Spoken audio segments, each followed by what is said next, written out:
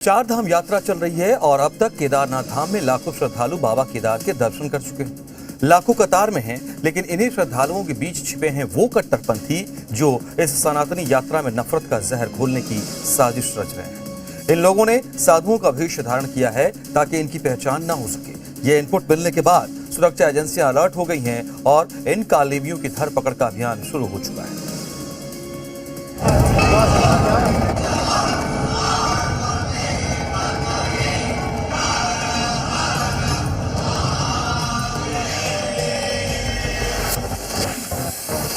कुछ लोग जो है वो अपना साधु का वेश धारण करके अशांति फैला सकते हैं।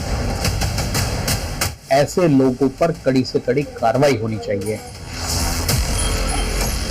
केदारनाथ यात्रा को शुरू हुए अभी एक सप्ताह ही बीता है कि कट्टरपंथी साजिशों का साया बाबा केदार के श्रद्धालुओं पर, महादेव के पवित्र धाम पर मंडराने लगा है। संज्ञान में आया है कि कुछ लोग जो है वो अपना साधु का वेश धारण करके वहाँ पर कुछ सामाजिक तत्वों के रूप में काम कर रहे हैं। तो क्या जिस कट्टरपंथी साजिश से हिंदू अभी तक डर रहे थे, वो केदार धाम में सनातन धर्म के खिलाफ अपना प्लान कालनेमी एक्टिवेट कर चुके हैं? ऑपरेशन कालनेमी चलाया जाए और जो भी ऐसे संदिग्ध व्यक्ति हैं उनका वेरिफिकेशन किया जाए। साधु संतों के वेश में कालनेमी सनातनियों को टारगेट करने की फुल प्रूफ तैयारी कर चुके हैं और यदि किसी के खिलाफ कोई सबूत प्राप्त होता है तो उनके खिलाफ कठोर कार्रवाई की जाए। केदार धाम में सुबह शाम जयकारे लग रहे हैं।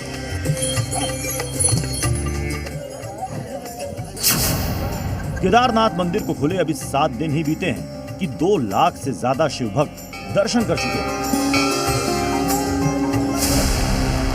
और इन्हीं श्रद्धालुओं के बीच घूम रहे हैं कुछ ऐसे कालनेमी जो कट्टरपंथी विचारधारा लिए भीड़ का फायदा उठाकर भक्तों का वेश धारण कर यहाँ की शांति को भंग करने की फिराक में। रुद्रप्रयाग के जिलाधिकारी विशाल मिश्रा ने तमाम भक्तों और प्रशासन को इसे लेकर अलर्ट किया है। संज्ञान में आया है कि कुछ लोग जो है वो अपना साधु का वेश धारण करके वहाँ पर कुछ सामाजिक तत्वों के रूप में काम कर रहे हैं और वहाँ अशांति फैला सकते हैं। ऐसे में मेरे द्वारा जो है जिला पुलिस को ये निर्देशित किया गया है कि ऑपरेशन कालनेमी चलाया जाए और जो भी ऐसे संदिग्ध व्यक्ति हैं उनका वेरिफिकेशन किया जाए और यदि किसी के खिलाफ कोई सबूत प्राप्त होता है तो उनके खिलाफ कठोर कार्रवाई की जाए। केदारनाथ यात्रा के शुरू होने से पहले ही मांग उठी थी कि सनातनियों की इस तीर्थ यात्रा में मुसलमानों के प्रवेश पर बैन लगा दिया जाए। ऐसे में इन कट्टरपंथियों ने घुसपैठियों के लिए साधुओं का वेश अपनाने की साजिश रच डाली, यानी कालनेमी केदारनाथ धाम में एंट्री कर चुके हैं। माथे पर तिलक और भगवा वस्त्र में सनातनियों के बीच मौजूद हैं। गले में रुद्र की माला और हाथों में कमंडल लिए आगे बढ़ रहे हैं। लेकिन कट्टरपंथियों का केदार धाम में कालनेमी प्लान एक्सपोज हो चुका है। रुद्रप्रयाग के जिलाधिकारी के निर्देश पर विशेष मॉनिटरिंग टीम गौरी कुंड से केदार धाम तक पैदल मार्ग का निरीक्षण कर रही है। ये टीम यात्रियों की सुरक्षा के लिए सुविधाओं की भी समीक्षा कर रही है। संदिग्ध व्यक्तियों की पहचान होने पर उसके खिलाफ एक्शन को तैयार है। इसके लिए संदिग्ध दिखने वालों से पूछताछ के साथ उनके पहचान पत्र चेक किए जा रहे हैं।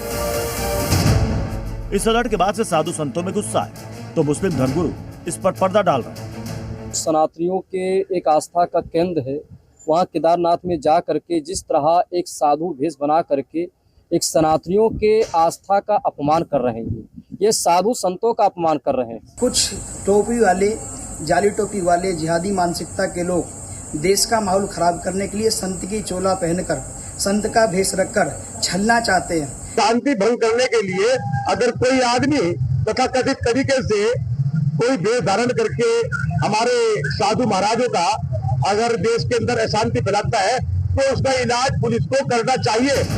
प्रशासन एक्शन मोड में है तो कट्टरपंथियों को मिर्ची लगना लाजमी है, लेकिन कालनेमियों के इलाज के लिए बंदोबस्त बराबर किए हुए हैं। 4 धाम यात्रा के लिए करीब 7000 पुलिसकर्मी दिन रात तैनात हैं। इनके अलावा पैरामिलिट्री फोर्स और पीएससी की कंपनियों की तैनाती की गई है।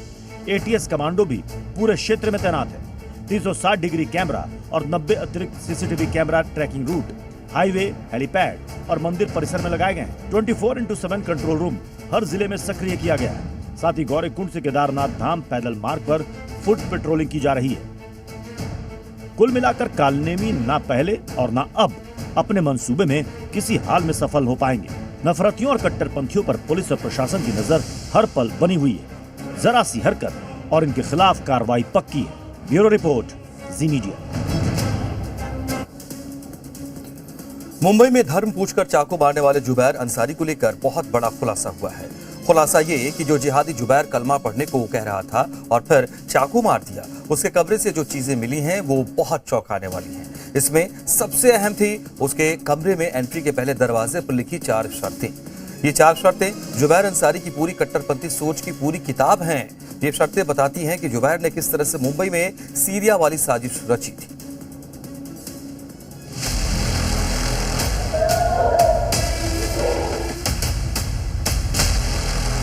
कुल्हू अल्लाहु अहद 3 बार पढ़े। कुरान के 112वें अध्याय सूरा अल इखलास की आया 3 बार पढ़े। बिस्मिल्लाह कहें, सलाम करें और फिर अंदर एंटर करें। ये किसी मस्जिद के गेट पर लिखी इबारत नहीं है। ये जुबैर के जहरीले दिमाग से निकले उसके घर के दरवाजे पर चस्पा की गई कट्टरपंथी किताब का पहला अध्याय है। ये गवाही है कि धर्म पूछकर चाकू मारने वाला जुबैर किस कदर कट्टरपंथी बन चुका था। मुंबई के मीरा रोड के आरोपी जुबैर के घर के दरवाजे पर जो लिखा गया था उसे फिर से पढ़ें। कुरान के 112वें अध्याय सूरा अल इखलास की आया 3 बार पढ़े। बिस्मिल्लाह कहें, सलाम करें और फिर अंदर एंटर करें। यह वही जुबैर है जो कि इतना रेडिकलाइज हो चुका था कि उसने 2 हिंदुओं पर चाकू से हमला कर दिया था। उसके दरवाजे की ये तस्वीर है।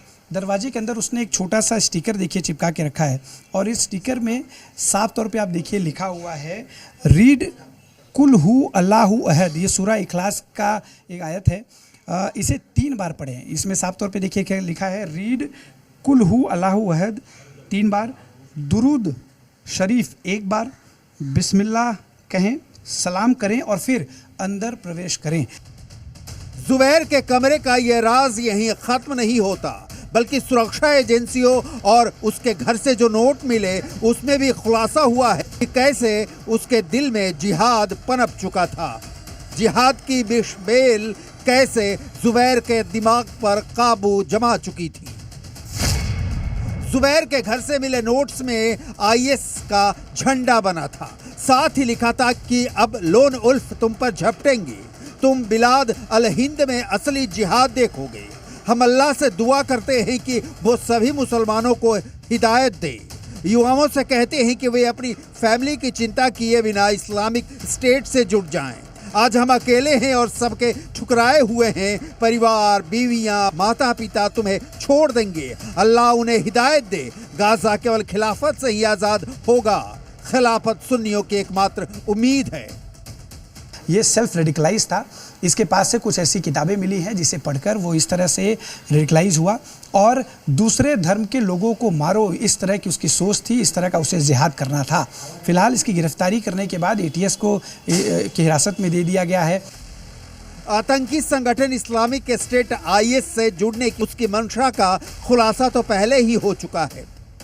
जुबैर का जब आतंकी संगठन से संपर्क नहीं हो पाया तो उसने खुद ही लोन उल्फ हमला करने का फैसला कर लिया।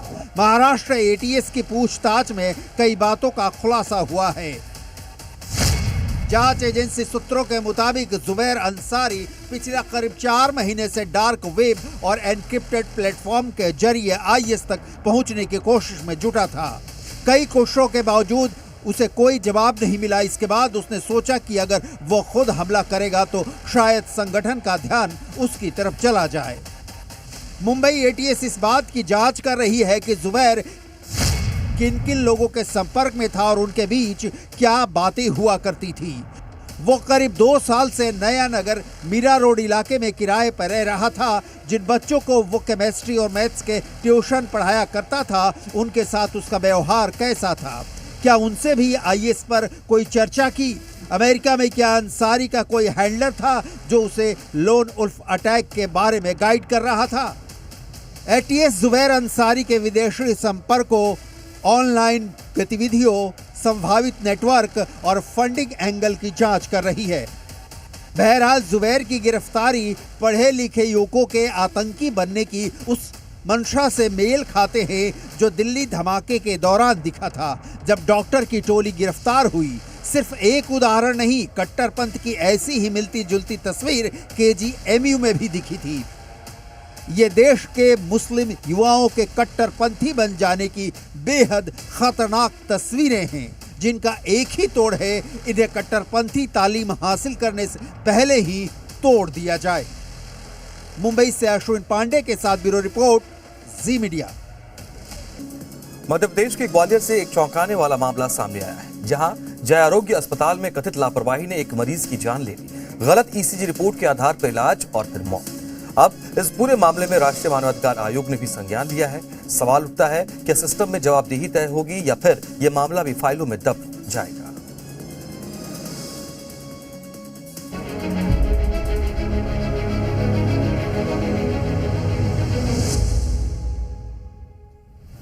मध्य प्रदेश के ग्वालियर से एक ऐसी खबर सामने आई है जिसने सरकारी स्वास्थ्य व्यवस्था पर गंभीर सवाल खड़े कर दिए हैं। जय आरोग्य अस्पताल में इलाज के दौरान एक मरीज की मौत हो गई और आरोप है कि इसकी वजह बनी एक गलत ईसीजी रिपोर्ट। रिपोर्ट में किसी और मरीज का नाम प्रिंट था, लेकिन हैरानी की बात यह है कि डॉक्टरों ने उसी रिपोर्ट के आधार पर इलाज शुरू कर दिया। सवाल ये है कि क्या इतनी बड़ी गलती सिर्फ तकनीकी चूक है या सिस्टम की गहरी लापरवाही? अगर एक बड़े सरकारी अस्पताल में इस तरह की चूक हो सकती है, तो बाकी जगहों की स्थिति क्या होगी? ये सोचने वाली बात है। इस मामले में राष्ट्रीय मानवाधिकार आयोग ने संज्ञान लिया है और नोटिस जारी किया है। ये कदम जरूर अहम है, लेकिन क्या इससे पीड़ित परिवार को न्याय मिल पाएगा? सरकार की जिम्मेदारी कई स्तरों पर बनती है। अस्पतालों में मॉनिटरिंग सिस्टम क्यों फेल हुआ? डॉक्टर्स की जवाबदेही कैसे तय होगी? और सबसे अहम, क्या पीड़ित परिवार को समय पर न्याय और मुआवजा मिलेगा? पीड़ित परिवार ने मुख्यमंत्री डॉक्टर मोहन यादव से गुहार लगाई है। विषय मेरे संज्ञान में आया, चूँकि अस्पताल से जुड़ा हुआ है, तो मैंने इसकी समस्त जानकारी संयुक्त संचालक कार्यालय से मांगी है कि इसमें असलियत क्या थी। क्योंकि जैसा उसमें अखबार में लिखा हुआ था कि उसका ईसीजी चेंज हुआ, ये हुआ, मुझे नहीं लगता इस तरह की चीज़ें हुई हों। अगर हुई भी है तो जो भी उसके लिए जिम्मेदार होगा 100% उसके ऊपर कार्रवाई होगी। ये घटना एक बड़ा सवाल खड़ा करती है, क्या सरकारी अस्पताल अब गरीबों के लिए मजबूरी बनकर रह गए हैं? सरकार के लिए ये एक चेतावनी है कि सिर्फ जांच और नोटिस से काम नहीं चलेगा। जरूरत है ठोस सुधारों की, पारदर्शिता, जवाबदेही और बेहतर तकनीकी सिस्टम की, क्योंकि ये सिर्फ एक परिवार की त्रासदी नहीं, बल्कि पूरे सिस्टम का आईना है, जहां तय करना होगा कि स्वास्थ्य सेवाएं भरोसेमंद होंगी या लापरवाह। ब्यूरो रिपोर्ट, जी मीडिया।